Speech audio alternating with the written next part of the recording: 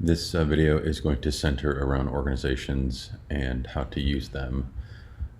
So when you create your account in Hub, unless you're invited by another organization, you are an individual that has a profile that you can create.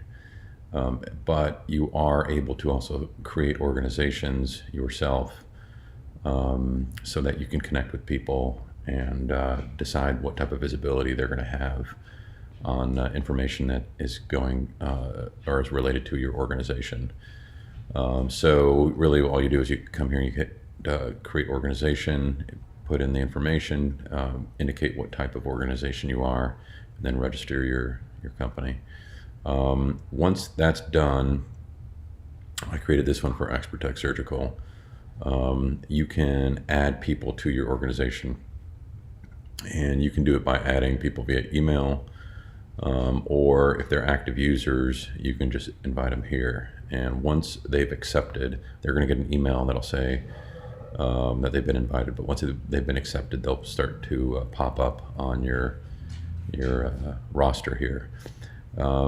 You are going to be the owner by default, which I guess you could consider an admin. And you can add people to that, so you can have multiple admins that can operate things within your organization, or you can create other roles. The other default role is a guest, which people will fall into, but then you can create new roles for whatever you think you need.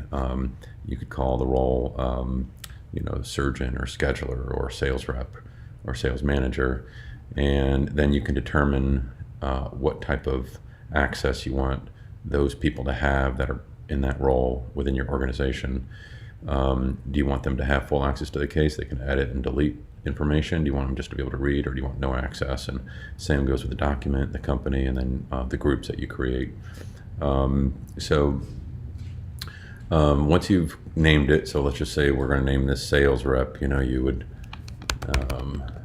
and you wanted them to have full access to case information, but you only want them to read the documents, and you don't want them to have access to your company, or maybe you do, and you want them to have full access to groups. Then you would come over here and you would invite the people that you wanted to be in this role, and you'd click save, and that role would then be created. And so when they go about creating cases, and you can create a case here, when your organization will be here, and like I said, if you have multiple organizations, you could drop down here and pick which one you want this search or this case to be affiliated with. The people you add then will be added with that role and in mind, and their visibility to and their ability to influence this case is impacted by what role you've created for them. So that's the dynamic here. That's why it's important to set up your organization the right way. And if you want to edit your groups, or your roles rather, you can come in here in the settings section, and you can add, delete, and edit. So these are the two defaults. Again, owner is the same as admin, and then guest is a default here, but you can still edit and choose what you want those guests to be able to see.